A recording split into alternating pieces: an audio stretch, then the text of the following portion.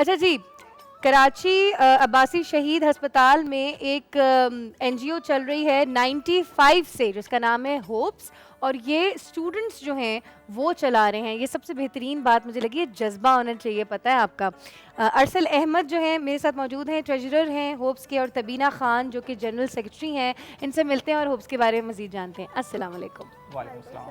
कैसे हैं आप दोनों? अल्हम्दुलिल्लाह। अच्छा, अभी तक जो एनजीओज आते रहे मेरे पास, वो एक उम्र रसीदा लोग थे, और अल्लाह उनको सेहत तंदुरुस्ती दे। आप दोनों जब आए तो मैंने तो देख के सोचा अल्लाह, इतने छोटे छोटे बच्चे ये लोग क्या करते हैं, कैसे करते हैं, ज़रा बताएं ताकि वो देखने वाले भी ज़रा मोटिवेट हों।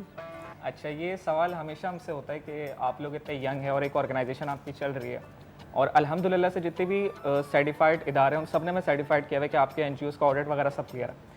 हमारी ऑर्गेनाइजेशन 95 से थी और उसका सिर्फ एम ये था कि जितने भी नीडी पेशेंट्स अब्बासी शहीद के अंदर आ रहे हैं, या जितने भी डॉक्टर्स वो देखते थे, कुछ पेशेंट्स जो होते हैं बेचारे, वो सिर्फ दवाइयाँ ना होने की वजह से वो अपना ट्रीटमेंट प्रॉपर नहीं करवा पा रहे थे।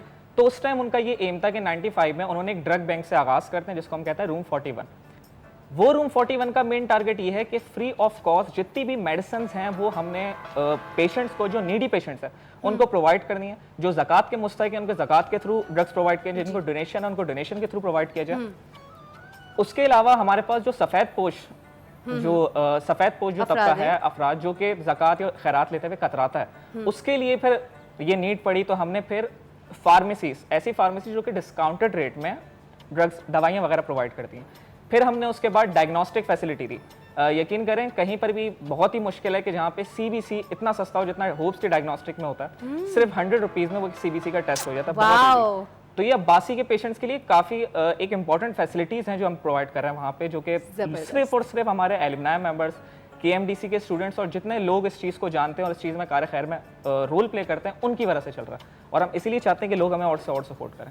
ज़बरदस्त। अरसल, मुझे ये बताएं कि यूनिवर्सिटी के स्टूडेंट्स सारे आपके साथ काम करते हैं, और यूनिवर्सिटीज़ में अक्सर जाके सेमिनार्स करते हैं ना एनजीओज़ वगैरह, आप लोग ऐसा क्या करते हैं कि आप लोग मज़ीद अपनी मैन पावर को बढ़ा सकें?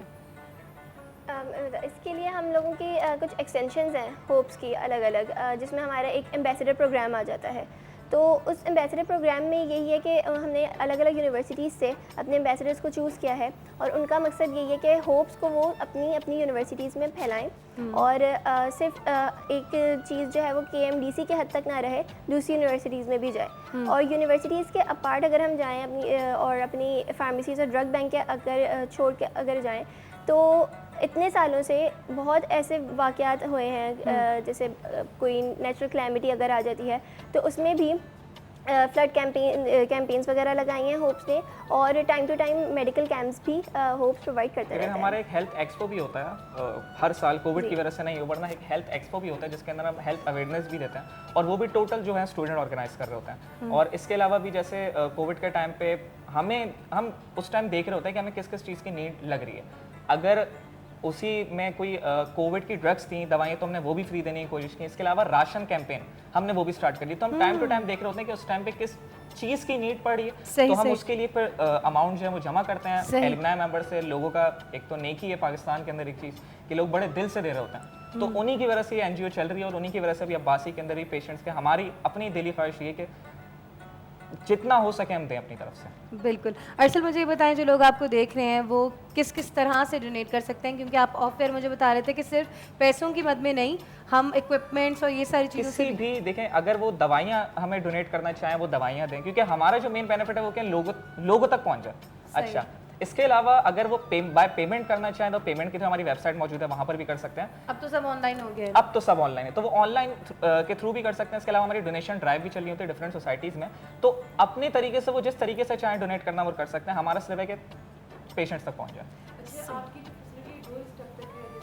फ़ोन कर ले तो वो आप घर से पिक घर हमारी ये फैसिलिटी भी कि अगर हमको फ़ोन करेगा तो फिर हम घर से भी उठा सकते हैं उनकी पेमेंट, और उनको बाकायदा स्लिप वगैरह सब प्रोवाइड कर रहे होता है ताकि उनको भरोसा रहा।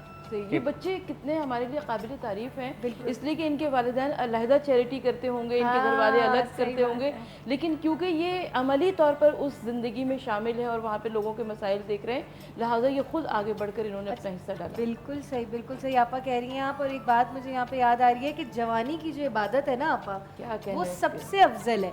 और वही चीज़ मुझे याद आ रही है कि जब मैं फिर वो अपनी बात करूंगी पर्सनल, कि जब मैं हज पे जा रही थी तो मुझे सब कह रहे थे कि अभी बहुत छोटी हो, अभी ना जाओ, बड़ी होगी तो जाना, या ये काम तो बुढ़ापे के हैं, इस तरह की भी हम लोग बातें सुनते हैं। तो जवानी की जो हज है, जवानी की जो इबादत है, वो सबसे अफजल है, उसके क्या कहने। और तुम लोग को सलाम है वाकई दिल से, तहे दिल से, क्योंकि इस उम्र में हम जो यूथ को देखते हैं ना, वो पुठे पुठे कामों में लगे होते हैं, मतलब उनके और ही काम होते हैं। ये सोच ही, ख्याल भी दिमाग में आना, ये भी अल्लाह का एक काम है, ये अल्लाह की ही करामत है कि ख्याल भी आ जाए हमें कि हमने ये कार खैर करनी है। इन उम्रों में जब बच्चे क्या कर रहे होते हैं, आप देखें, ये हमारी इंस्पिरेशंस है पाकिस्तान की यूथ की।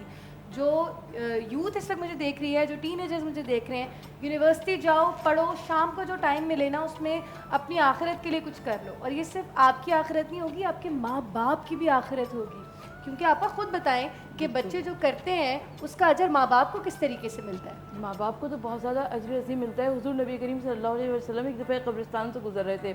सरकार दो आलम सल्लल्लाहु अलैहि वसल्लम ने सहाबा कराम से फरमाया कि यहाँ से तेज़ी से गुजर चलो, इसलिए कि इस वक्त साहिब कब्र पर अज़ाब हो रहा है। अब जब वापसी में वहाँ से गुजरे तो अल्लाह के रसूल सल्लल्लाहु अलैहि वसल्लम ने इरशाद फरमाया कि ज़रा यहाँ पर रुक जाओ, इसलिए कि इस वक्त यहाँ पर अल्लाह की रहमतें नाजिल हो रही हैं। अब सहाबा कराम हैरान हुए, कहा कि या रसूलुल्लाह सल्लल्लाहु अलैहि वसल्लम, अभी तो यहाँ पर अज़ाब आ रहा था, अभी यहाँ पर रहमतें आ रही हैं। आका सल्लल्लाहु अलैहि वसल्लम ने फरमाया कि मरने वाले का एक छोटा सा बच्चा था, आज पहली मरतबा उसे मदरसे में लेकर गए, मौल्लिम ने पढ़ाया बिस्मिल्लाहिर्रहमानिर्रहीम, और जो उसने बिस्मिल्लाहिर्रहमानिर्रहीम पढ़ा तो परवरदिगार आलम की रहमत जो थी वो जोश में आ गई कि कैसे मुमकिन है कि इसका मासूम बच्चा अपनी ज़बान से मुझे रहमान और रहीम कह के पुकारे और मैं उसकी कब्र पे अज़ाब करूं। माशाल्लाह, सुभान अल्लाह, सुभान अल्लाह।